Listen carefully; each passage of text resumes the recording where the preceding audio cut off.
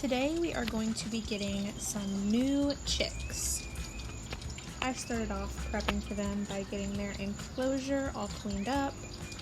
This is a homemade brooding box I made and just getting it shined for the new babies. Then I move on to the heat plate. I have always used a heat plate and prefer it over a lamp. This is my favorite one and definitely one of the best purchases I've made for raising chicks.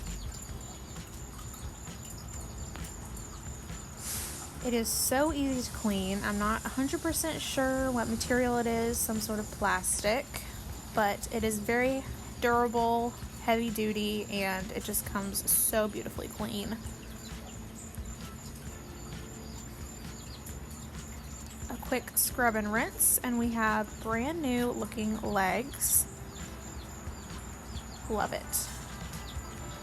Then I'm just pulling over the base of the brooding box, taking out all of the things that I had in there, the shavings, a little food container, a little feeding trough, and then of course the watering. Then I move on to clean the feeding trough. Dawn dish detergent has definitely been my best friend since starting to homestead. It's safe for almost all of the animals and a great cleaning product. Then the food container. I'm not really sure how everything got so dirty since it was in a sealed box stored in a dry place, but it of course got dirty. Giving everything a little fall refresh. So excited to get some baby chicks. I love getting them in the fall. It's not too hot, and I think they like it better, honestly. Having them in summer and fall, I notice a big difference with their success, and they seem to grow faster in the fall. Cannot forget the lid. I have to make sure absolutely everything is clean for these babies.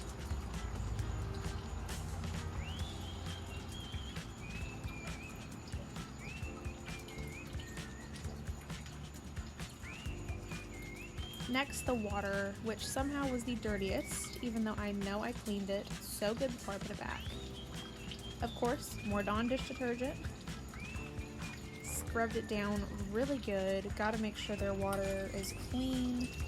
Fresh drinking water every morning. Scrubbing it down really good. I could not hold the camera and do this, so I had to find a place to prop it up. Making sure every last drop of anything dirty is out. Make sure my babies have clean water. Finally, moving on to their actual brooding box. We have pine shavings from Tractor Supply, a nice thick layer, getting their water all filled up with fresh water. It was a bit of a struggle to put the lid on with one hand, but I did get it on. Flip it over really fast, and the water just comes out with gravity and stops when it reaches the fill point. I realized while looking at my beautiful shavings that I put the hole for the brooding plate plug on the wrong side, so I had to flip that around. Then, a little hack, I get a container from the dollar store, put it in the corner for the water to sit on, so they can't put all the shavings in their water. It is a lifesaver. Getting everything ready and set up, placing the water on top of my little contraption. Next, I'm getting the hot plate ready for them. Putting the legs on, getting the cord through that little hole is a struggle, but I'm not making a bigger hole, so nothing can get in there.